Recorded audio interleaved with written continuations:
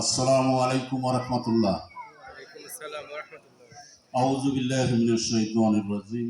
বিসমিল্লাহির রহমানির রহিম। নাহমাদুহু ওয়া নুসাল্লি আলা রাসূলিল কারীম। আম্মা বা'দ। সম্মানিত সভাপতি, উপস্থিত ভাই পরিচালক, আমাদের মাঝে উপস্থিত আছেন আজকের এই সাধারণ সভার মধ্যমণি, মতলবের মাটি ও মানুষের নেতা, মতলব উত্তর ও দক্ষিণ নিয়ে চাঁদপুর নির্বাচনী এলাকা 2-এর জামাত মনোনীত এমপি প্রার্থী, বিশিষ্ট শিক্ষাবিদ, বিশিষ্ট চিকিৎসক, গবেষক, লেখক, বীর মুক্তিযোদ্ধা ডাক্তার আব্দুল মবিন, আপনাদের এই এলাকারই কৃতি সন্তান, যার উদ্যোগে মূলত আজকের এই আয়োজন। আমাদের আজাদ ভাই আপনার সবাই চিনেন, আছেন আমাদের ডান পাশে, সবাইকে আপনারা চিনেন। সময় যেহেতু সংক্ষিপ্ত, কথা সেদিকে না নিয়ে সংক্ষিপ্ত 2-1টি কথা বলে আমার কথা শেষ করবো ইনশাআল্লাহ। আমরা আজকে আপনাদের সামনে এখানে আসার একটা লক্ষ্য এবং উদ্দেশ্য আছে। জামাত ইসলামী বাংলাদেশ সারা বছর, সারা মাস, প্রতিটা দিন জামাত ইসলামী কর্মসূচি থাকে। জামাত ইসলামী শুধু নির্বাচন কেন্দ্রিক রাজনৈতিক দল নয়, আমরা প্রতিটা দিন, প্রতিটা ক্ষণেই আমাদের প্রোগ্রাম থাকে। মতলব তথা সারা বাংলাদেশে প্রতিনিয়ত আমাদের প্রোগ্রাম আদি থাকে। জনগণের কাছে আমাদের আসা যাওয়া আছে। এই আসা যাওয়া আমাদের ভোট চাওয়ার জন্য নয়, আমরা যাই জনগণের কাছে মানুষকে সংশোধন করার জন্য, মানুষকে সংসদের সাথে সম্পৃক্ত করার জন্য।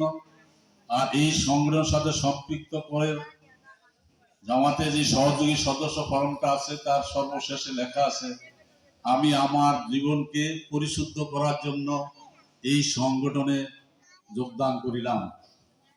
এই যোগদান করার পরে সংগঠনের দায়িত্ব হলো মানুষকে পরিশুদ্ধ করা, মানুষকে সংশোধিত করা, মানুষকে ইসলামের জ্ঞান দেওয়া, কোরআন হাদিসের জ্ঞান দেওয়া, তাদেরকে একটা সৎ লোকে রূপান্তরিত করাই হলো জামাত ইসলামী 24 আওয়ার্স আমাদের দায়িত্ব এবং কর্তব্য।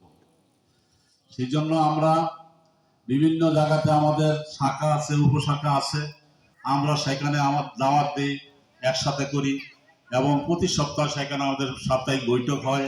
ওই বৈঠকের মাধ্যমে আমাদের জীবনকে পরিশুদ্ধ করার জন্য আমরা চেষ্টা করি। পাশাপাশি যারা এই সংগঠনে সম্পৃক্ত হলো তাদেরকে পরিশুদ্ধ করে একজন ভালো মানুষ হিসাবে তৈরি করার জন্য আমরা চেষ্টা করি। সম্মানিত উপস্থিতি, আমরা যে স্লোগান আল্লাহর আইন চাই, সৎলোকের শাসন চাই, সৎলোক আসবে কোত্থেকে?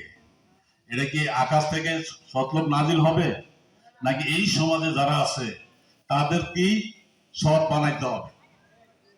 তাদের কি সৎ বানাইতে হবে। আমি এক সময় ছাত্রলীগ করতাম, আমার ছাত্র জীবনে আমি ছাত্রলীগ করেছি। আমি ছাত্রলীগের যখন ছিলাম, ডক্টর কামাল যখন প্রেসিডেন্ট ইলেকশন করত, আমি তখন তার একজন এজেন্ট ছিলাম। আমি তো ওই ঘটনার লোক ছিলাম। আমাকে সেখান থেকে দাওয়াত দিয়ে কেউ না কেউ টার্গেট করে আমাকে দাওয়াত দিয়েছে। ওই দাওয়াতের প্রেক্ষিতে আমি এখানে আসছি। আমি সেই ছাত্রলীগ থেকে এখানে এসে আজকে জামাত ইসলামীর উপজেলার আমির হিসাবে আপনাদের সাথে কথা বলছি। কেউ যদি আমাকে টার্গেট না নিত, আমার পিছনে যদি কেউ কাজ না করত, আমি তো সেখানেই থাকতাম। আমি তো আজকে জয় বাংলা স্লোগান দিতাম, মানব রচিত মতবাদের পক্ষে আমার শ্রম এবং সময় ব্যয় করতাম। তো যে ব্যক্তি আমাকে আমার পিছনে কাজ করেছে, আমার জীবনকে পরিশুদ্ধ করেছে, সঠিক পথের সন্ধান যার ছিল আমি পেয়েছি, আমার জীবনে যাই কিছু ন্যায় আমল করার সুযোগ হয়েছে, যে ব্যক্তি আমাকে এই পথে আনলো, সে কি তার সমান পরিমাণ সময় কি পাবে, সওয়াব পাবে? এই বিশ্বাস কি আপনাদের আছে? আমরা ওই অনুভূতি নিয়েই এই সংগঠনে আমরা মানুষের মধ্যে দাওয়াতি কাজ করি, ন্যায়ের পথে মানুষকে ডাকি। একজন পথহারা মানুষকে যদি আমরা সঠিক পথের সন্ধান দিতে পারি, ওই পথহারা মানুষটা এই সঠিক পথের সন্ধান পেয়ে সঠিক পথে এসে যতগুলো সৎ কাজ করবে, ন্যাক কাজ করবে, ভালো কাজ করবে, সকল কাজের একটা অংশ হয়তো আমার আমলনামায় আসবে। আমাদের সেই ঈমান, এই বিশ্বাস থেকে কিন্তু আমরা এই এত